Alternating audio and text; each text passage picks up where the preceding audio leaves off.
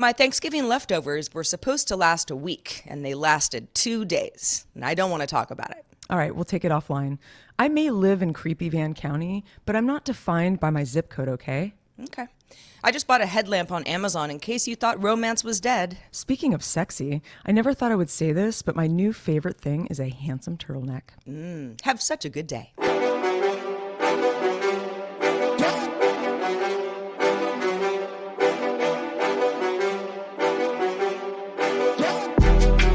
Hello, everyone. Happy winter. Welcome to Have Such a Good Day, that show that wants you to do just that. I'm wearing my huge puffy jacket, and I'm inside, Sarah. Yeah, it's cold where I am as well. I've got a couple layers, and I have a jacket draped over my legs, and that's over a pair of sweatpants. Clearly, we lived in LA the last 5 years. I know, seriously. People are like, "What is it, snowing?" No, it doesn't get that cold. No. East Coast people probably think we're so ridiculous because we're like, oh my God, it's 39 degrees. I know. I think it's colder than that here right now. It's pretty cold. Yeah. It's winter, man. That's the deal. It's kind of nice. I actually like, take the dog for a walk in the morning as you do with Oat. And it's crisp. It's fresh. It's a nice change, I feel like, from desert heat. You know what I mean? Yeah. I have this conversation all the time with people who say, what would you rather be, too cold or too hot?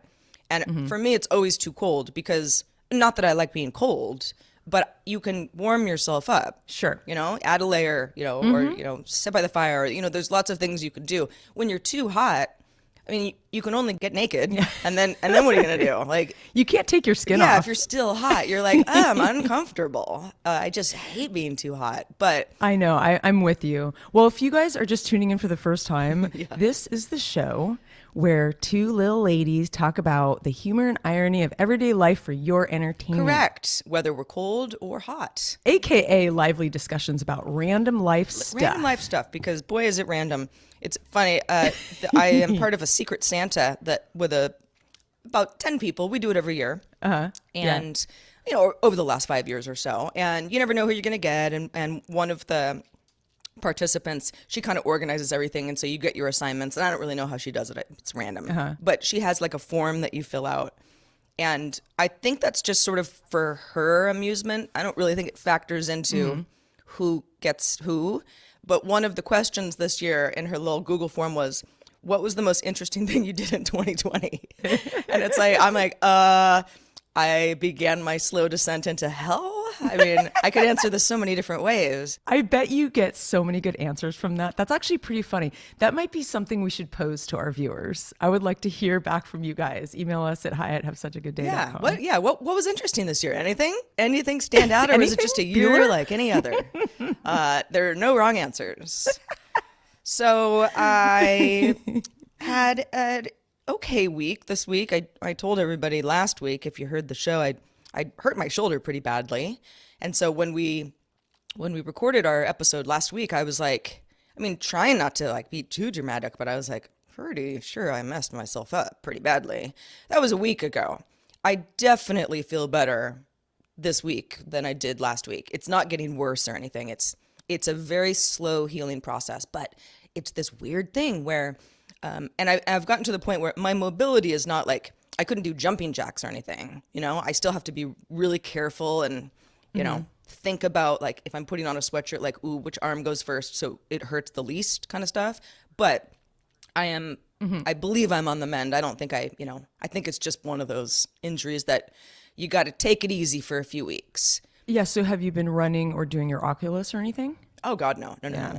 We're not ready for that yet. Even running is too bouncy. Sure. It would just hurt. I can and you walk have to fine. Move your arms.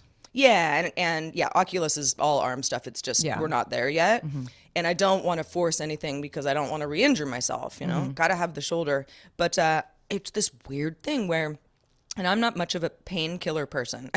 I'm not addicted to painkillers, but even just aspirin or Advil or Tylenol or whatever. I don't really take that ever. I don't really get a lot of headaches. I thankfully, under normal circumstances, don't really have any body pain. And so I don't really take that stuff. And I've had hangovers, where you take a couple Advil and you're I still feel crappy. It didn't work. And so I've always kind of thought it doesn't really, that stuff doesn't really work. But when you're really in pain, It does help. Oh yeah. Temporarily, sure, but it does. But I've had the last 2 nights, and I'm super caffeinated right now, so hopefully I don't sound tired, but boy am I tired, because I kind of like, I think the shoulder sort of, it kind of throughout the day it starts to feel better and better, because it's I don't know, airing itself out, and I'm out and about and doing stuff. And so when I go to bed, I think like, yeah, I don't really need to take the Advil because I feel pretty good, and I fall asleep on my back because that's the most comfortable for my shoulder. But I can't sleep on my back all night. I'm going to roll over in my sleep, and then I'm going to wake up and I'm going to be in pain. And that's just the way it's been going. But the last couple nights, I'm like, yeah, I'm okay. Let's just not take the Advil. And then in the middle of the night, it's like it wakes up and is like, It haunts you. it's like, it's this pain that's hard to describe. It's almost like hot. Like it's painful, and I feel like heat. And I'm hoping that that's just my body like trying to, yeah, I hope, but it's very uncomfortable. And so twice now, in the middle of the night, I had to get up and take Advil. And then it does help, and I can go back to sleep. But it takes like half an hour for it to stop hurting. When you do that, man, I don't know. It's a constant, life is pain. Life is Truly. definitely pain. And thank God for painkillers, but at least you didn't break your hip, Sarah. Yeah, no kidding. Honestly, I mean, I really need 2 working arms, that's for sure. But a hip would be worse, absolutely, because I can't if you can't drive, I mean, I'd be pretty stuck here. Indeed. But one kind of unusual thing that happened this week, unusual for me, is that I obviously manage an Airbnb. We've been very busy. COVID be damned. People all want to get away from cities and stuff. And so we've actually had an extremely busy season. And when the guests who had been here for about a week left over the weekend, I, kind of look at the calendar like, who we got next? And it's 10 days before people are here. I mean, unless we get a last minute booking, but, first week of December, who knows? But I was like, oh my gosh, I have not lived here by myself for more than a day, maybe 2, since March. Wow. Never. I mean, it's just been, one group after another. And you get really used to being like, well, I don't know how this group is going to be. Like, you don't know who your neighbors are going to be. So it's like, it's not just that it's been full of lots of different kinds of people, some who I've liked more than others. But you just get used to like, oh, I'm not alone. There's other people out there. They're coming and going, kids are running around kind of thing.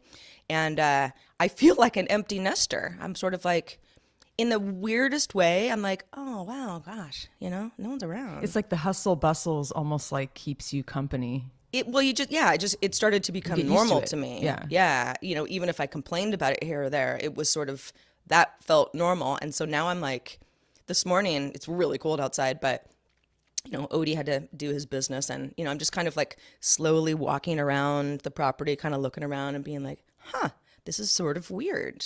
Like I could just do my laundry like at midnight if I wanted to. And like, that wouldn't be weird to anybody because no one's here. But yeah, so it's, it'll be an interesting week plus before the next round. Yeah, speaking of Airbnbs, I think I got like 10 new requests within a half a day. It was either yesterday or the day before, and I was like, what is going on? And it was for like little slivers of time in the next month or 2, like mostly December, like one night here, one night there. And it was, I'm really amazed at where people are coming from. I mean, I've noticed, Trinidad, where I live, has gotten more touristy. People, it's more known now. It's very obvious. And there's still a lot of tourists in town, which usually after Labor Day, they go away. But the license plates, I'm just like, oh my God. I mean, people are from everywhere. I mean, as far as Florida, New York. Wow. And a lot of the people who are coming here, I mean, I would say most of them are driving very far. And it's pretty shocking. I'm like, how did you know about this? Like what? It's fascinating to me. But well, it's definitely the year for road trips, right? 'Cause 100%. no one wants to get on a plane, or fewer people want to get on a plane than they did last year.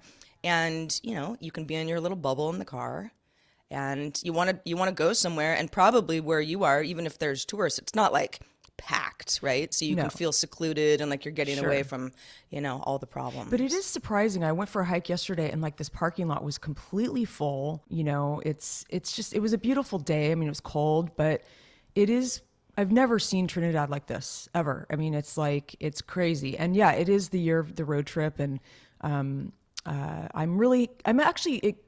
gives me a good feeling to be a service to these people, like to get away and have a nice, cozy vacation. A lot of people are writing us these wonderful reviews of how great their time was and how it was such a nice departure from this crazy year. So I feel really good about that. But I know how you feel about dreams, Sarah, but I just have to share with you, I went to bed late last night. How do I feel about dreams? That they're weird? Yeah, you're not a huge fan about like, talking about dreams. I mean, I would tell you my dreams all day. I'm just like, it's just completely irrelevant to anybody except exactly. me. You're right. That's true. It's very personal. But this one is relevant to you. So Okay. I went to bed rather late last night. I did too. Yeah, it was weird. And then I think for me, when I go to bed after 11, I tend to not sleep as well. I just have this window of time. It's usually between 10:30 and 11 where I get the best night's sleep if I can fall asleep in that window. But last night I went to bed like probably closer to midnight and I just didn't sleep that great. And I had like the last hour or so this morning, I was having this really kind of anxious dream where you and I were going to do the show. We were just about to do the show. Like we were, shuffling papers and, whatever, getting our computers set up. But we were in the same room. We had like an office. It was like a legit office. And you were like, okay, let's do this. And it's like, okay, I really have to run to the bathroom. And so I'll be right back. And I go out and outside of our office was like almost like a mall. It was like this huge bustling building. And I was like, I had to walk pretty far to go to the bathroom and I was like kind of trying to go fast. I was like dodging and weaving people. I was like weird. Like I was almost like, what is this? And I go into the bathroom, but the bathroom was like a very busy like salon. It was weird. It was like a combination bathroom / salon. So people were getting their hair done or their nails done. There was a lot of people and there were men in there. I remember specifically because there were toilets out in the open, like where there's like a salon chair, there was a toilet and then and so I had to like go to the bathroom on the toilet in front of everybody. I was like, this is weird, but it was like normal. And so I like remember putting like a toilet cover Isn't that on. just that's like what everyone says about a dream? Like it was weird, but like it was normal in the dream. Yeah, like super Then weird it was in reality. clearly very weird. Yeah, like where did my brain go? Exactly. And so this woman, so I put a toilet seat cover on and I'm like kind of feeling nervous, and I'm like, I really have to pee. This woman kept talking to me like just casually and I like had stage fright. And I realized how long I was gone. I was gone like over an hour and I was like trying to find my phone to text you and I knew you'd be mad. And I was like, oh God, I got to get back. And I was like trying to get back to the office and I couldn't, it was like quicksand. I like could not get back. Oh, anyway. Such an anxiety dream. I have those all the time. Well, I mean, not the dream that you just described, but in fact, more lately than ever. I've always had anxiety dreams. Me too. It's just like it just comes out, like overnight, and just kind of an anxious person anyway when I'm awake.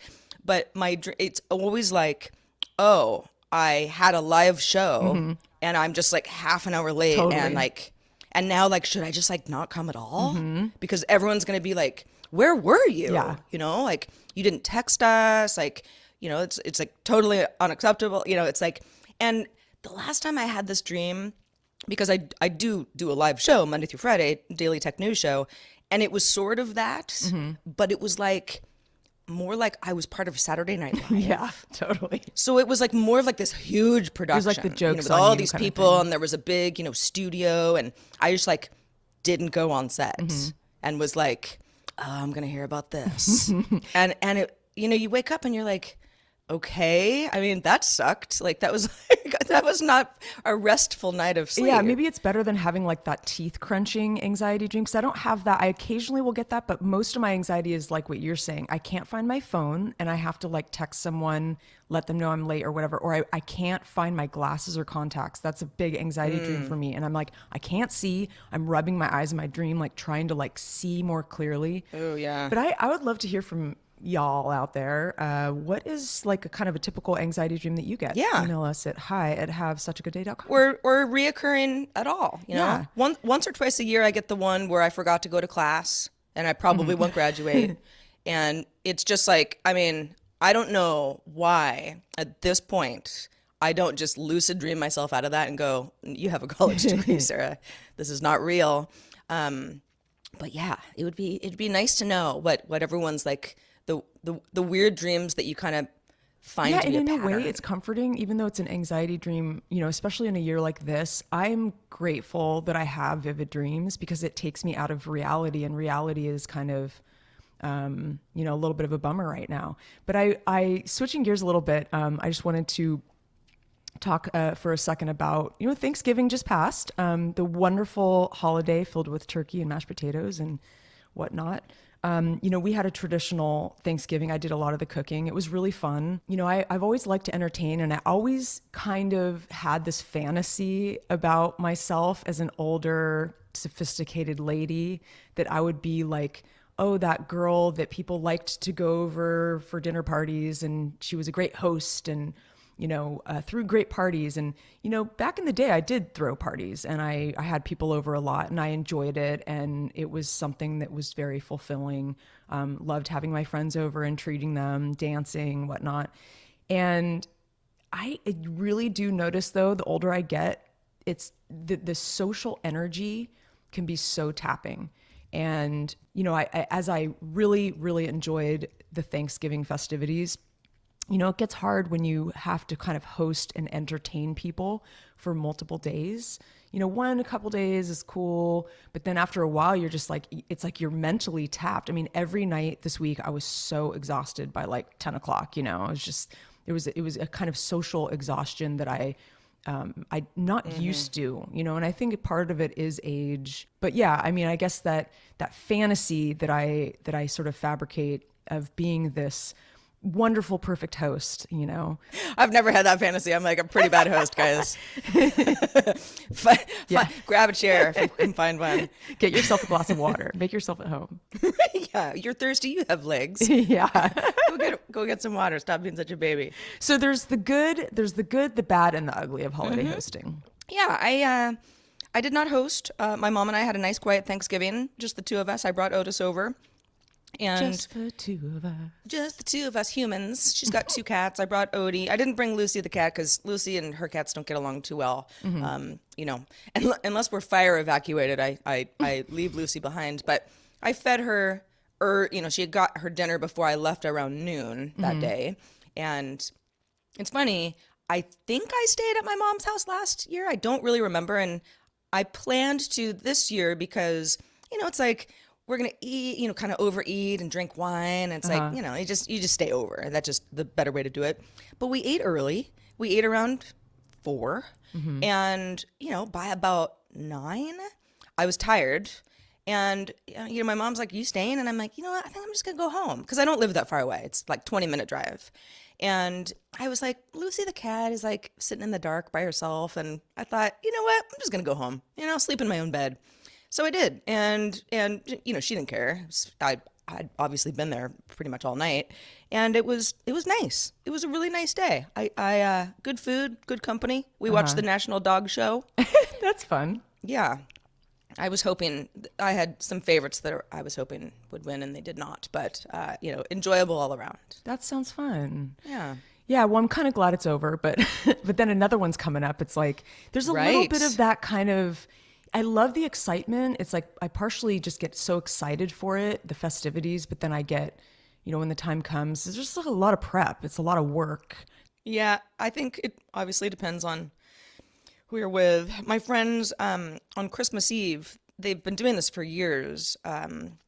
He's Italian, and it's the Feast of the Seven Fishes, and which is like, I don't know, look it up. It's I don't totally know kind of, you know, where it originated, but it's this kind of big, I don't know if it always happens on Christmas Eve or if that's just when they do it, but they've done it for a really long time. And it's, you know, always a pretty big group and lots of food, lots of fish.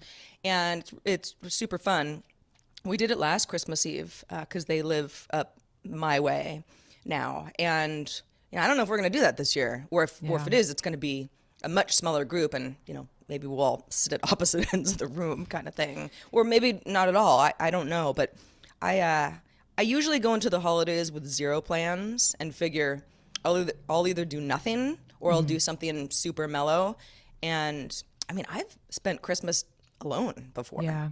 It's not my favorite thing, but you can also like hype yourself up for like the ultimate self-care day, where you eat what you want, you watch Yeah. something on TV, you're comfy, Sure. and you don't have to talk. And like, that's like, I don't know. I've I been think okay with that having- before. Yeah, and having low expectations is key because it's like I tend to be like, oh, it's going to be this grand old time and it's going to be so fun, and then I'm like, I'll get slightly disappointed if it doesn't like reach my expectations, which is so stupid. So keep your lofty dreams at a low roar, I say. Indeed.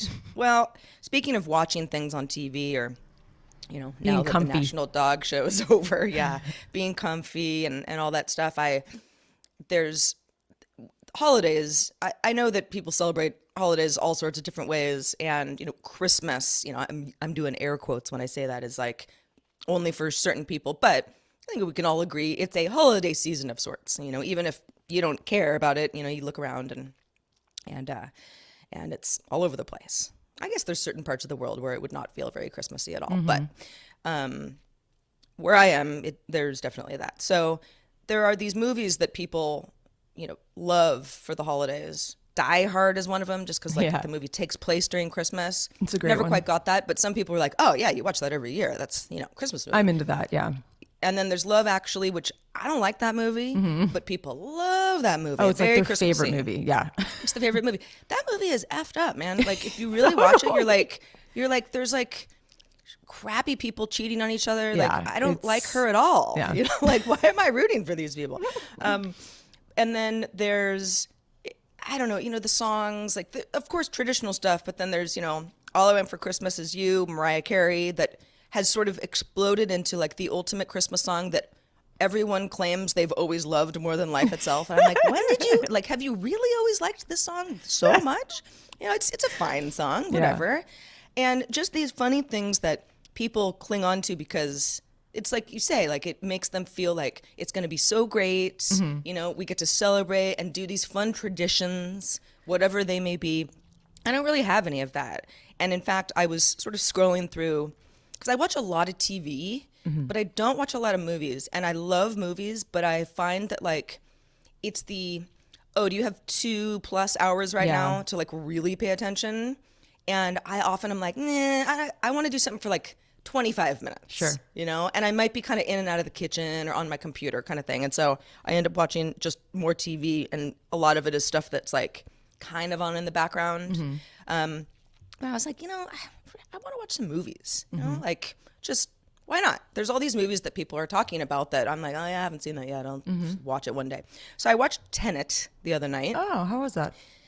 I didn't like it. I mean, I didn't hate the movie. I hear the plot is Nolan. very complicated. It's very complicated in a Inception sort of Yeah.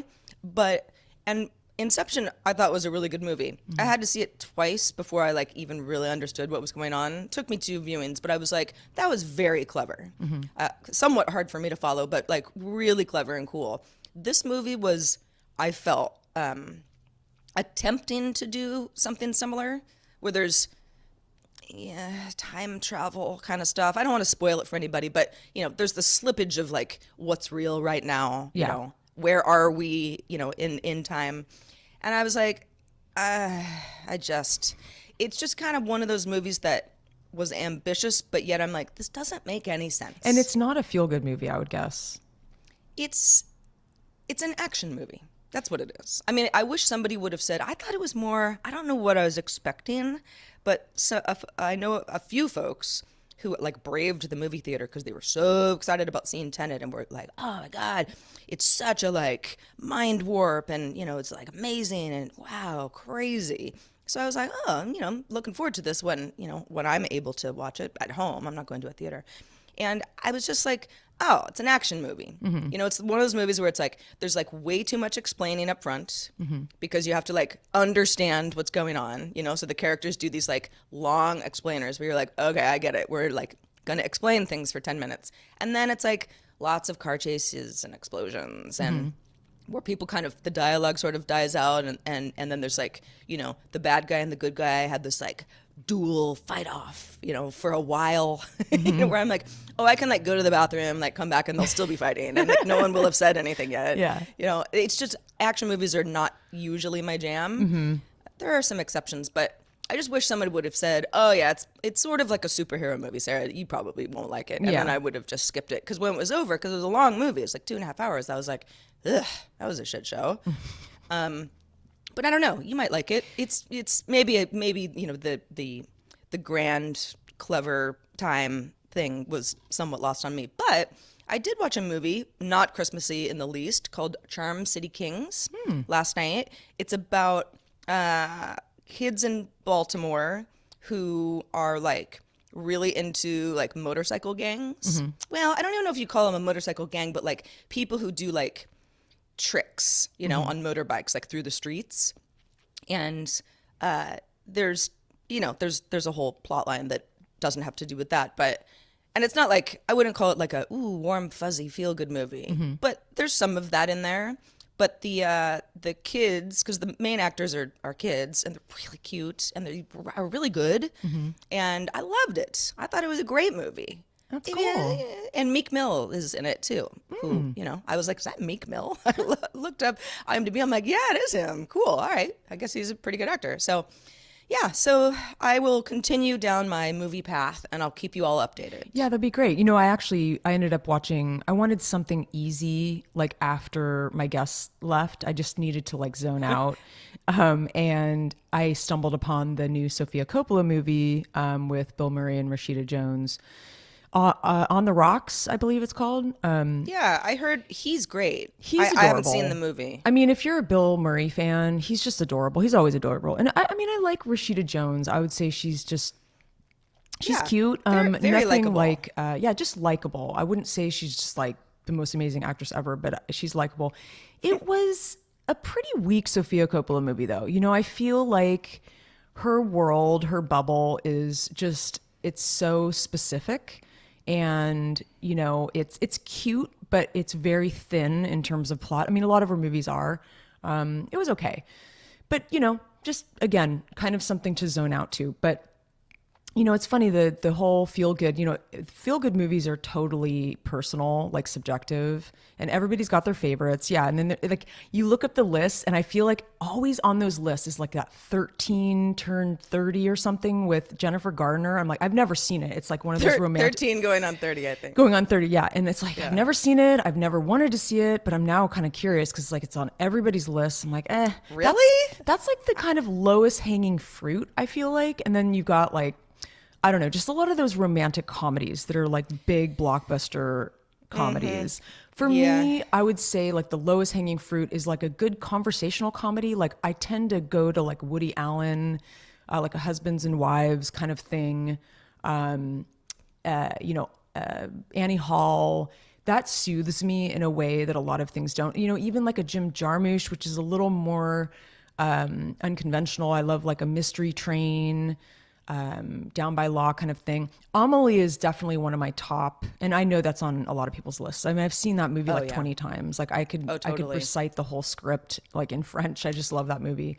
It's one of my, I got rid of almost all of my, not that I had a huge DVD collection, but you know, the last couple times I moved, like my DVD collection just keeps getting smaller because I'm like, why am I don't even have a DVD player anymore. Totally. You know? Like, but Amelie is one of my DVDs plus my Twin Peaks box set that I'm like, I'm just never going to get rid of this because I just like it too much. Yeah, no, that's how I am. I have a very small DVD collection and I got rid of a lot of them. And then I kind of now feel differently because I'm like, oh man, a lot of the movies I want to see are not even available anywhere. You have to have them on DVD. A lot of good movies are not streaming. But Princess Bride, I would say, is also one of those. But you know, I'm not going to talk about the low hanging fruit. I want to talk about, you know, I live with a dude. And my dude is a filmmaker. He's like the biggest film buff I know, as I've said. But he has range, you know, like we'll go in these phases and we'll watch a lot of those Italian horrors and then we'll watch 70s thrillers and blah, blah, blah. And we kind of go in these phases. Well, lately we've been watching a lot of action thrillers, which, Sarah, I'm with you. I would say that action movies aren't like my favorite. I feel like some of them are very like dude movies. I mean, trust me, there are some action movies I do love. Like I love Speed with Keanu Reeves. It's actually like a really fun movie. I do like Die Hard. You know, I have some favorites, but I don't pick them. It's not something where I'm like, I really feel like watching an action, but my guy has been wanting to watch things like Charles Bronson movies and Chuck Norris movies, which, you know, I don't, I mean, I am not that seasoned in those movies. I mean, sure, I've watched a lot of Tom Cruise movies. I've watched a lot of Schwarzenegger movies. It's not like I haven't seen a lot of like the basics, but I really think that an action movie can be a feel-good movie in kind of a different way than like a romantic comedy. It's like, I would say yes, two very, very different genres. Very different, but still feel good in a way. So it's like there's this thing with my family, with mostly my sister and my boyfriend, where it's like you kind of have a bad day and you just want to feel you want to be cheered up. She's always like, watch a Charles Bronson movie. And I'm like, now I'm kind of getting it because we've been watching Charles Bronson and the Dirty Harry series, which, you know, I had never seen all of those movies. There's like 6 of them. This is the Clint Eastwood. I haven't. Oh, they're great. And some are better than others. The original Dirty Harry is, I think, one of the best. And there's a few others that are very good, but takes place in San Francisco, which is cool. You know, a lot of streets of San Francisco. I mean, Clint Eastwood, I don't know. There's a lot of that corny kind of comedy dialogue, you know, but it's like sort of like soothing in a way.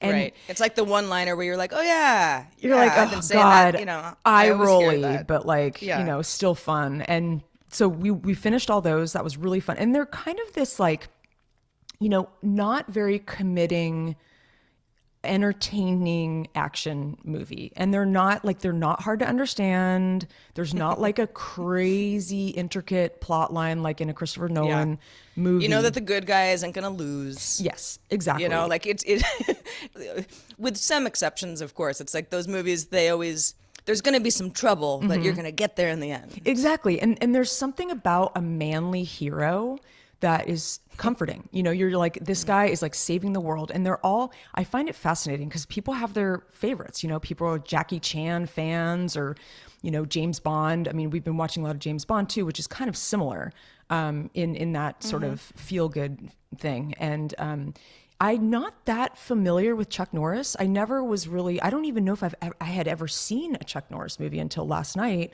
I was kind of, you know, my dude wanted to watch one and I was like, all right, you know, after finishing the Undoing season finale, which was like, it was kind of a weird like transition, but we ended up watching a Chuck Norris movie. And I've always been curious. I'm like, what is it about Chuck Norris? Because all of these action stars are different. They all bring something different to the table. And, you know, Chuck Norris is like the Texas Ranger and he drives a big truck and he's super manly, but he's not emotional. Like he's just like a martial artist guy and he kicks ass. And I would say that it wasn't my favorite vibe, but I do see the allure. You know, some people, he's one of the biggest action stars ever. And so I'm sort of fascinated going down these roads of like these things that, you know, the movie thing is endless. I mean, you think you can see all the movies before you die and you can't. There's so many little avenues to go down. But I find that I love me some Clint Eastwood. I mean, I just think he's a good director and I kind of like to see him on screen. I don't think he's that great of a person in real life, but I do enjoy me some Clint Eastwood. I like Charles Bronson. He's a man of few words. He makes me kind of chuckle. And, you know, again, I have to watch some more Chuck Norris movies to really form an opinion. But well, you do that, and you let me know how it all went. That sounds, I mean, it's fun. It's fun, especially when you've got someone with you who's like, come on, let's watch this. It'll be fun. And you can sort of chuckle about it together. And, yeah, totally. You know, point out things that you like and stuff like that. Yeah, I'm watching The Mandalorian, which is not a movie. Obviously, it's a series, but it comes out on Fridays. And so I'm like, yes. Like, I usually don't watch things at night because, well, I do, but not not when it gets too late because I start to nod off. Yeah. But, it's like my weekend thing, so Yeah. I save it like my present to myself. And that's very action heavy. So there's certain action, things that really appeal to me. Sure. And Have you seen The Undoing yet? I started it and I haven't finished it. Yeah. My timeline during the finale on Twitter was all about like either people were like, that was so stupid, or like, oh, that was pretty good. So I have no opinion at all. Yeah. It was one of those shows that I started to watch late, and it's, there's these sort of like close-ups on the characters. They and, stopped doing sort that. of hushed whispers, and I was like, I could feel my eyes getting heavy, and I'm Yeah. like, I'll come back to this maybe or Sure. maybe not. Yeah, no, I hear you. At first, I was like not sure because I mean, I liked Big Little Lies. It's the same creator, but I felt like there were some elements of that show that were kind of weird and could have been left on the cutting room floor. But and there's a couple things about this series that I feel the same. But what I love is the mystery and the cliffhanger kind of stuff. I love the thriller element, and Nikki Kidman. I mean, she's a good one. yeah. She's, She's the best. I have, yeah. I mean, one of our best actors, whatever you want. I definitely pronoun felt you wanna use. starstruck. I saw her once in one of my spinning classes in LA, and she had Really? like she had two beefy guys on either side of her walking into the spinning class and went into the back, and I was kind of like, I couldn't concentrate. I was just like, oh my God, Nicole Kidman's in my Nicole class. Kidman's in my class. She's sweating Yeah. near me. Isn't that funny that being starstruck, because I've had a couple of those experiences myself where I'm like, I know who that is, and like they don't know who I am, but like they know that I know who they are. Oh yeah, of course. Because you just get used to it. And the way like, you if you're look at Nicole them. Kidman and you go to a spinning class that's like a public class, you know that everyone's going to be like, whoa, why are you here? Yeah. Like, wouldn't you just like have a spinning instructor at your like why don't mansion you or probably have your something? own spinning studio. I mean, come on. Yeah. Your but, home but at the same studio. time, it's like, a person sometimes wants the like vibe of Sure. being around other people and like the community aspect. It's very strange. I don't know how the other half lives in that regard. No. But speaking of community. Speaking of community, yes. In fact, our community, Have Such a Good Day, is a community because of all y'all. We want to especially thank our patrons. Patreon.com/have such a good day is where you go to find out a little bit more about how to become a patron. We have, for our patrons, a variety of kind of goodies that we like to give you. We've got a Discord. We're all chatting in there. We provide an ad-free feed. So if you listen for free, which you can do, with any podcast app of your choice, however you subscribed, and you're not a patron, you might hear an ad here and there, and that's totally fine. We understand that not everybody can monetarily donate to keep our lights on. But if you can, we really appreciate it. We're almost at 100 patrons. We are. And In we're gonna have fact, a big party when we get there. Oh, so we will. get in on it, people. I have a bottle of aged Veuve Clicquot that I could share with y'all. Yeah, we're just gonna pour it through your headphones. Yeah, we'll have a Zoom party. We have a Zoom couple party. new patrons. Nate Bob Benton, which Hey, Nate. I wonder if he's a Bob. returning patron because that name sounds really familiar. Ian Winkler, welcome. Hi, Ian. Yay. Yeah, that's super awesome. Thanks to everybody who's a patron. Thanks to our new patrons. And thanks to people who write in, like Brett S. wrote us a great little email with a picture of his adorable little pooch. He said this: I wanted to write in to share that my dog, too, loves her pajamas. Ray, our 11-year-old rescue chihuahua, loves clothes so much that she'll actually go over to her clothing bin each morning and drag out an outfit. I mean, how cute is that? Thought I'd share a photo. This one is particularly great. I found a Snuggie for dogs one day. Love the show. Hope you both had a wonderful Thanksgiving. And he did post a photograph. It's so cute. Oh, it's thanks, like Brett. Ray's That's so eyes are all cute. big, and she's very eager and very happy in her little sweater. That's so cute. That is, if you missed our last episode, I was very excited that Otis had gotten his jammies. And on our Instagram account, which is HSGD Show, follow us if you haven't already. I posted a couple pictures because a couple people wrote in they're like, you got to show us a picture of Otis in his pajamas. It's funny. He's actually wearing them inside out right now, but they're so like comfy. It's like when I noticed it last night, I'm like, why is there a tag? Oh, they're inside out. You don't care. When they're on, they're not like super tight, but they're snug because they go through his front legs. And so it is a little bit of like, you got to put him on a certain way. Yeah. Luckily, he doesn't, squirm or anything. He knows what's up. We also got an email from Allison. Hey, Allison. And she was, before I had posted the picture on Instagram, she said, you cannot talk about a dog happily wearing pajamas that make him look like a nurse and not post a pic. So thank you for nudging me, Allie. She says, I love hearing my name on the podcast because we talked about her last week. I don't care if that's sort of sad. You guys got to do flannel sheets. First of all, not sad. If I was listening to a podcast that I enjoyed and I got shouted out, I'd be like, yay, cool.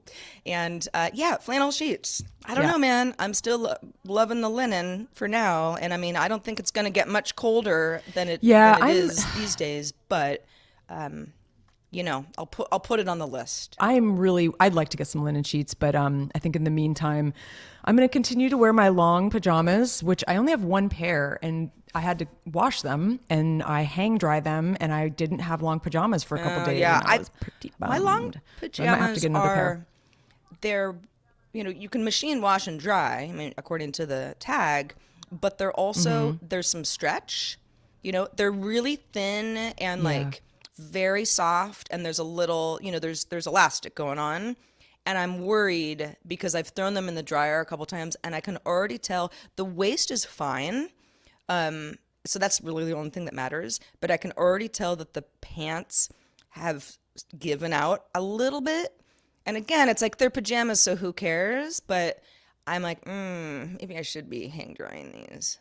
Yeah, I think you should, because dryers are just brutal on clothes. And unfortunately, and it's such a dilemma because, in LA, I would hang dry a bunch of stuff and it would dry within hours because it was hot and dry, climate. But up here, we have to put a fan on our, I'm not going to hang them out on a clothing line because it's cold out and often wet. So I just sort of drape them over things. Yeah, that's what I've got a too. fireplace that I never use. And that's kind of like, over the brick. It's like, because there's certain, like, I wouldn't throw like wet things over like my bathroom door because I'm like, it's gonna stain the wood, you have to be careful about it. But the brick doesn't really matter. But I also honestly, especially just because I work from home, and so it's like I'm not wearing office attire or things that need to be dry cleaned. I mean, really ever. I mean, maybe it's happened a couple times in the last year. So I'm starting to just throw everything in the dryer, and I'm like, whatever. I'm kind of like that too. I'm just like, you know what, screw it. Like, I can't. But, actually that really brings up this thought. How are dry cleaners doing with COVID? Because I would think that they are not getting a lot of business right now. Yeah. I mean, not only just people not wanting to go into to a store, but people being like, I'm not wearing any of that stuff. Like, I don't need my blazer pressed. Although, it's, with the Zoom meetings, above the waist stuff. That's true. There's probably something to it. The last time I went to a dry cleaner, it was a long time ago. And it was at the point of COVID. So let's say early March, where you were starting to see masks, but they weren't required yet. And I was kind of getting to the point where I'm like, I was in the grocery store and I'm looking around and I'm like, I should probably start wearing a mask. I'm seeing more and more of them. Let's get with the program here. But I had this, when I moved here from LA, I had this like massive bag of dry cleaning that I just like didn't get to before I moved. And then it just didn't really make sense to do it before I moved. I'm like, I'll just do it on the other side. And so it was a big bag in the back of my car, and I was feeling really productive one day. And so I took it all into the dry cleaner, and I remember walking in, and the person behind the counter wasn't wearing a mask, and neither was I. And it was the first time where I was like, because it's kind of a tight space where, you kind of just like give them your clothes and there's not much room to move around. I was like, yeah, I'm going to start having to wear a mask. This just doesn't feel right. And, that's just the way it went. But that was a long time ago. And I got a lot of dry cleaning done. I haven't worn any of that stuff.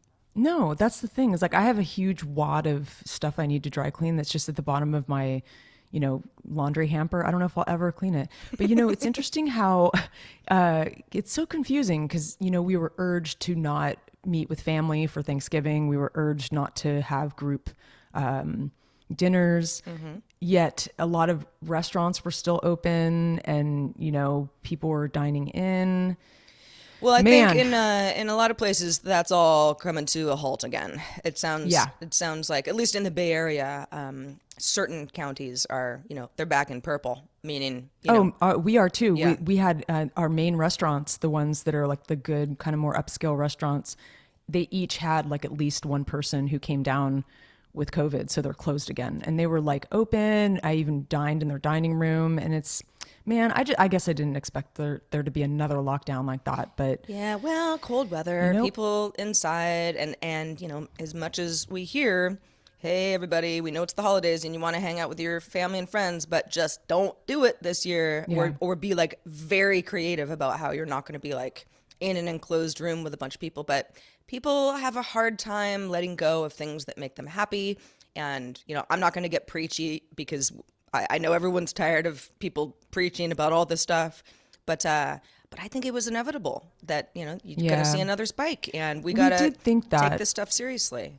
Yeah, and when the seasons change and the weather changes, usually that happens. People get sick. And when I was on my road trip recently, I stayed at my uncle's in the Bay Area for one night, and we did like a social distancing dinner outside. He had like he got some new furniture out there and like a heat lamp and that kind of thing.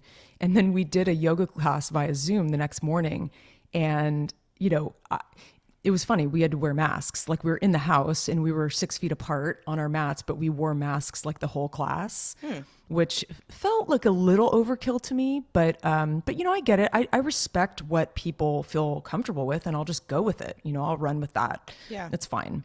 Yeah, me too. I know that there are certain steps that some of my friends have taken where I'm like, oh wow, really? Huh? You've gone one step farther than I am, but I'm also, again, knock on all the wood. I've been very lucky, and have my health besides a bum shoulder. But I'm also so distanced just from life.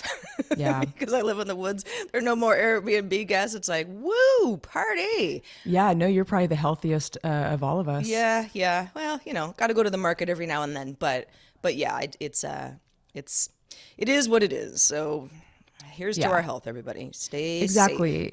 And before we wrap up, I just want to reiterate, there's a lot of things that we'd like to hear from you about. One of those is, who's your favorite action star and why? And we want to know if you have anxiety dreams, and if you do, what are they? Do you have a regular reoccurring anxiety dream? And what are you watching that soothes you? We must know more about your anxiety dreams. I need to know. It'll help us feel less alone. I meant to say this earlier, and this is like not supposed to sound morbid at all, but in my anxiety dreams, which is, I believe it's, that's kind of the REM stuff. That's the stuff that you remember where your brain starts going kind of crazy. So you're kind of in that, flitty sort of sleep, but it's like restorative for your brain, blah, blah, blah. My dad is in my dreams a lot. My dad passed away in 2004. And for years, he was never in any of my dreams. And it used to make me mad because I'd be like, I mean, isn't this it's the perfect time for him to show up and I can feel like he's still around, even if it's a weird dream. Like, I wanted him to be in my dreams and he just never was. And, as time has gone on and, what was not normal is definitely normal now. He shows up in my dreams, and it is very rare that I'm like, oh yeah, you died. He's just kind of there. My parents were married, the whole time. So it's like, they're always they're married still. And, there was a dream I had where he was just kind of like, he was reading in bed and we were in the next room doing something. And it's like, I wake up and I go, I mean, there was nothing remarkable about his presence, but I also in the dream don't say, why are you here? But that's kind of sweet. It's almost like he's still with you, like in this way, right? This and alternate reality. Yeah, and I'm not younger in the dream. It's not like it's in the past. I'm me now. He's just there. So thank you, brain. I actually, those dreams, as strange as they can be, they like provide like a strange source of Oh comfort. yeah, I also. love it. I feel like I have like a two little lives going, like a little alternate universe that I look forward to. I get kind of excited. I'm like, what am I going to dream tonight? Makes life more interesting, I think. Yeah, and then you wake up and you're like, oh, my teeth all fell out. Cool, that was awesome. Well, on that fun fuzzy note, I think we should put a fork in this one, Heather, because Yeah, I think so too. I think we need to move on with our day. Yeah, let's move on with our day. I hope everybody stays safe out there, stay warm, or stay cool. I don't know. Maybe you live in Australia and it's summer right now. And we love y'all, and we're going to do this again next week. So until then, I will remain Sarah. I will remain Heather, and we're unstoppable. So we are not going to stop. Next week, we're doing another show. Yeah, that's our action movie. That's the name of it. Unstoppable. Have such a good day, unstoppable. Going rogue. All right. Peace out.